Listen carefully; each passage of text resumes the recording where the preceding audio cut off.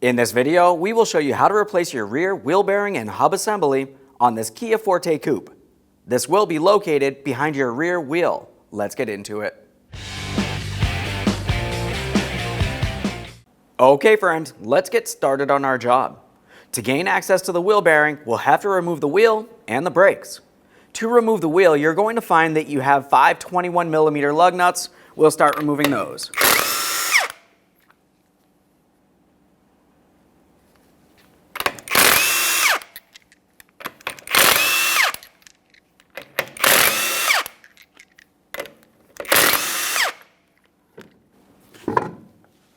With the wheel off of there, that exposes the brakes. Let's make our way along the back side of the caliper. We're going to remove 2 14mm headed mounting bolts holding the caliper in place right along the back side here. When removing these, I'm going to start with the top one. We'll break this free, remove it, a quick inspection, and then start it back in a couple threads.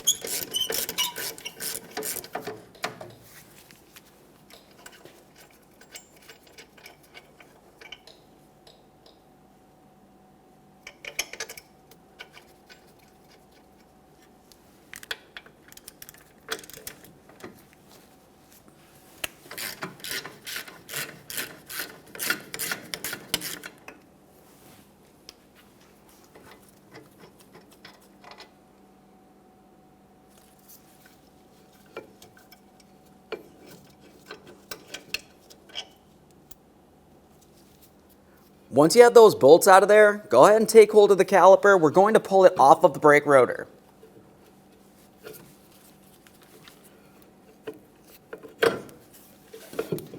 We'll set that aside, putting no pressure on our flex hose. Let's have a quick look at our 2 caliper bracket mounting bolts. You're going to find that the upper one is a little bit longer than the lower one. It's something to note for the installation process. Go ahead and clean these up and set them aside. Now we can start removing the brake rotor. Typically, you're going to find that you have a Phillips head screw holding the brake rotor into the hub of the wheel bearing. To remove this, we'll use a Phillips head bit driver and a hammer.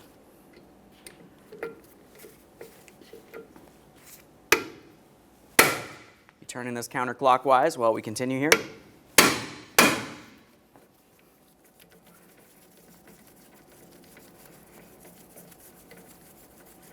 A quick inspection of the screw. You will be reusing this. We'll set that aside. Remove your brake rotor, set it aside. Now let's make our way along the back side. You can see where our coil spring is. We need to focus on our brake flex hose. We'll dislodge this mounting point right along here just to give ourselves a little bit of movement from the brake line. To dislodge this, we'll be using a 12mm for the mounting bolt.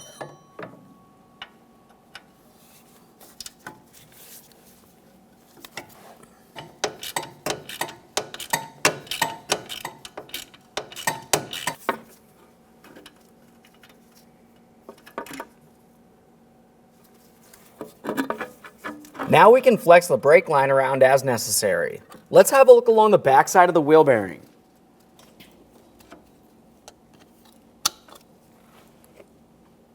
Along the back side of the wheel bearing, you're going to find your ABS wire connector.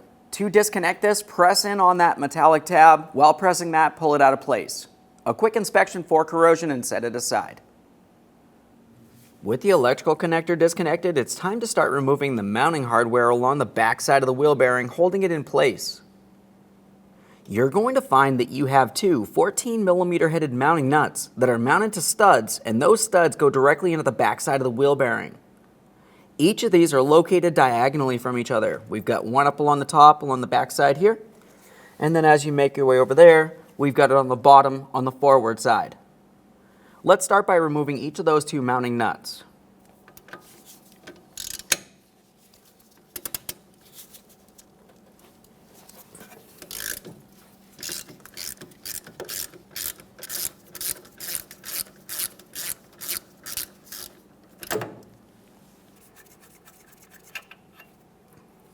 There's that one. Make our way to the other mounting nut now.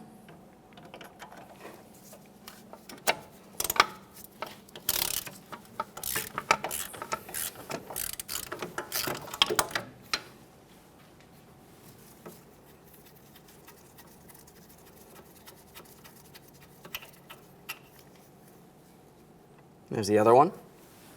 With the mounting nuts out of the way, we'll continue on to our two 14mm headed bolts. We've got one down here in this corner and one up diagonally away from it.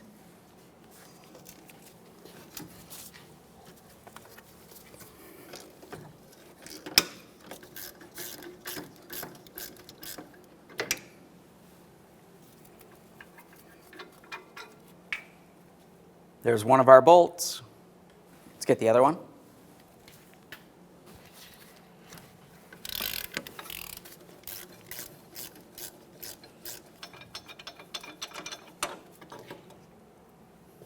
We can remove the plate from along the backside as well. With all the mounting hardware off of the back of the wheel bearing holding it in place, we're going to start on one of the pre-existing mounting nuts here. Start that on just a couple threads. Continuing from there, we're going to have to tap on the wheel bearing, trying to break it free from this area that it's mounted to. You can either do that with an air hammer along the backside, or you can make your way along the outside and try tapping along the outer hub as well.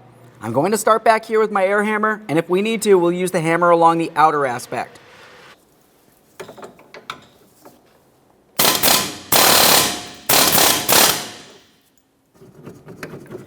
Now this can move around. We're going to have to continue holding everything together. Let's get this on here.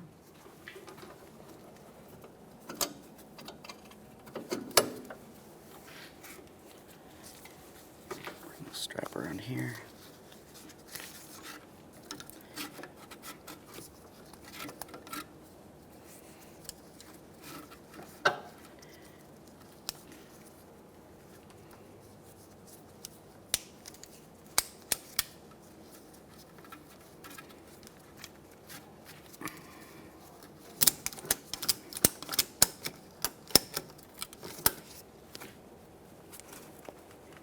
With everything held in place, we can start removing the bearing from this area.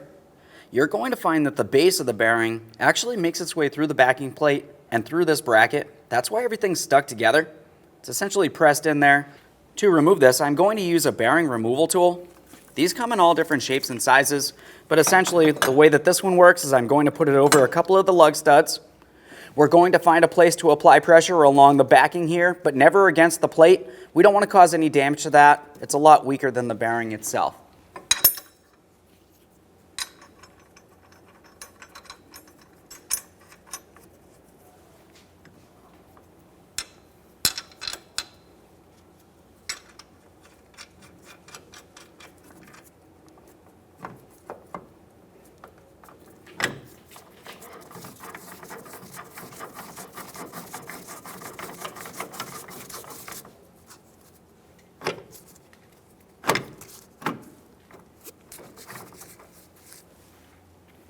Just make sure these lug nuts are snug. As far as using one of these bearing removal tools, you need to ensure whether or not you're using an impact rated tool. If it's not impact rated, make sure you're using hand tools only. Our tool is impact rated. I'm going to continue with my 1/2-inch air gun. The area that we're paying attention to is in between the bearing hub here and the emergency brake shoes. We should see that gap start to separate. As it's separating, at some point, we should be able to take hold of the tool and the bearing and remove it from the area.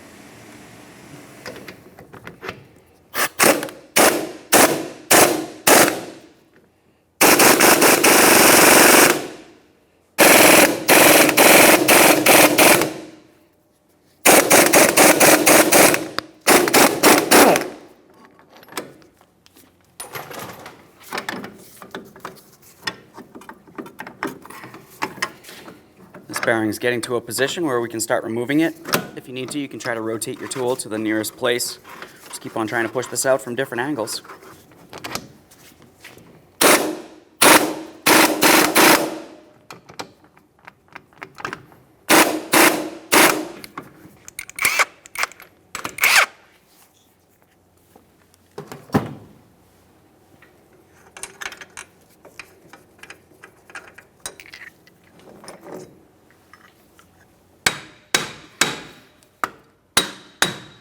It's almost ready to come out of here.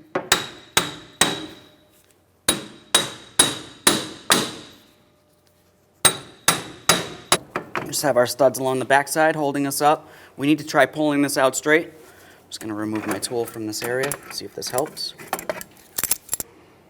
In this area, I can see that the emergency brake shoe makes its way over the ears of the bearing. Just move things around as necessary here.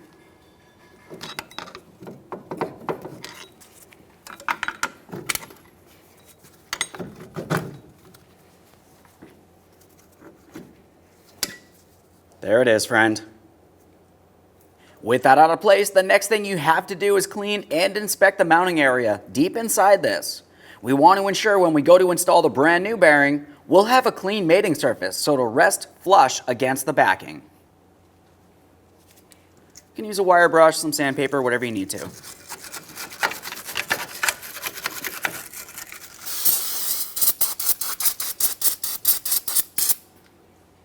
We'll use some parts cleaner in this area. For good measure, a little bit of anti-seize along the mounting point.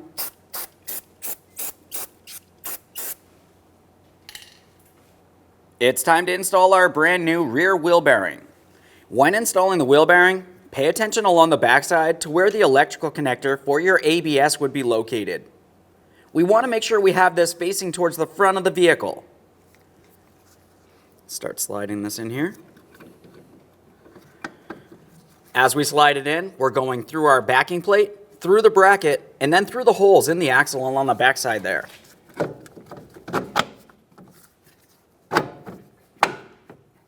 Along the backside, we have our bracket. We'll have to get this in place.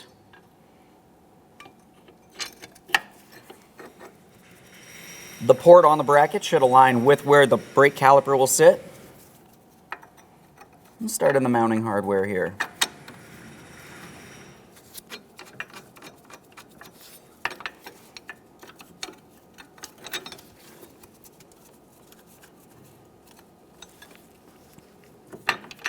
Get one of our nuts.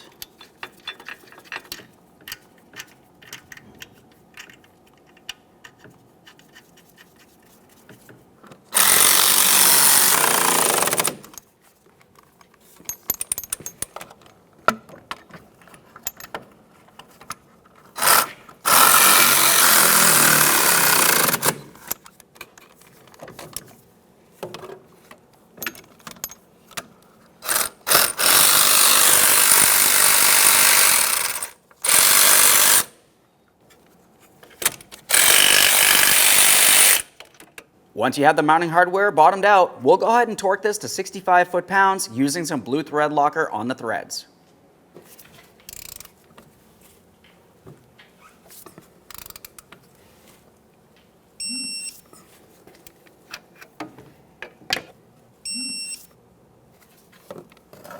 Let's move straight up from that one.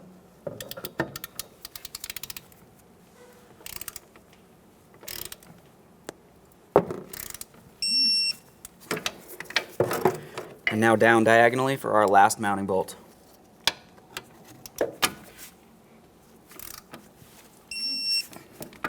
As I mentioned, it's always a good idea to go around twice for these applications, so we'll just do that.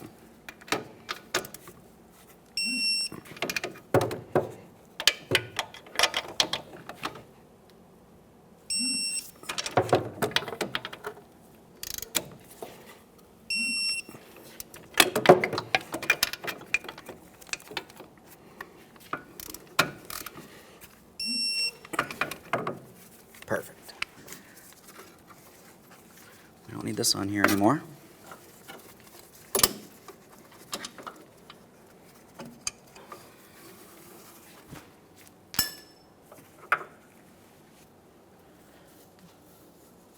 We'll just give a thorough inspection in this area, make sure everything's seated properly.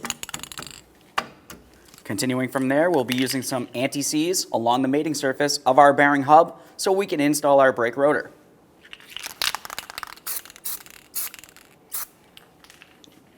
Now that we've finished that, let's reconnect our ABS wire. Give it a tug, make sure it's secure. It's time to install our brake rotor. When you go to put this in place, you want to make sure you clean the backside of the rotor on the mating surface. If it's got a lot of rust, go ahead and sand it down.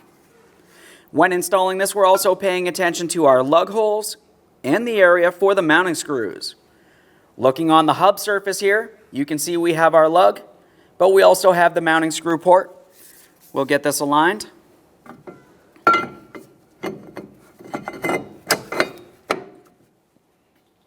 Install your mounting screw.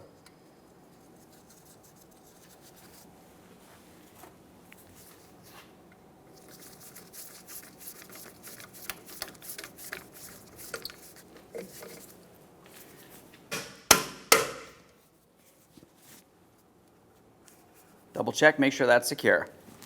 From here, we can continue on with installing our brake caliper. We're going to have to slide the caliper and the brake pads over the brake rotor. We'll just gently start stretching this. We don't want to cause any damage. When we go to install the caliper bracket mounting bolts, you remember when we had removed them, we had two different length bolts.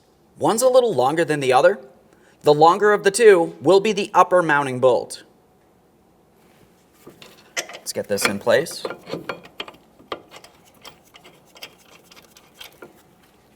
Start in both of your mounting bolts, then you can snug them up and torque those to 43 foot-pounds.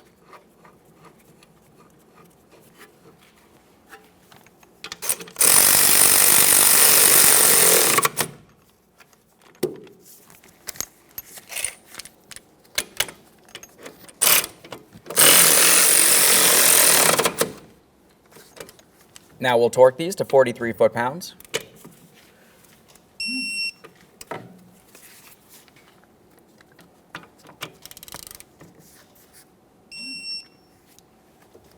And now we can move along to resecuring our brake line along the backside here.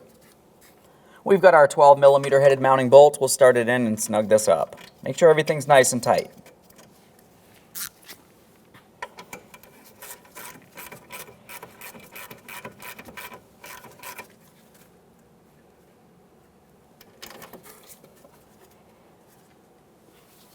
One last quick inspection in this area, and we can reinstall our wheel.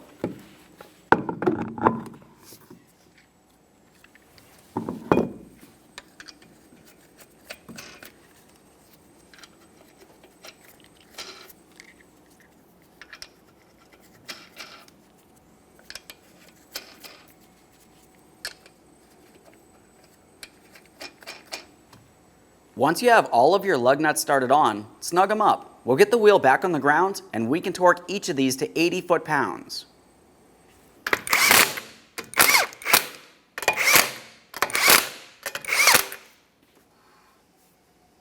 With the wheel safely back down on the ground, we'll be torquing these to 80 foot-pounds in a crisscross manner.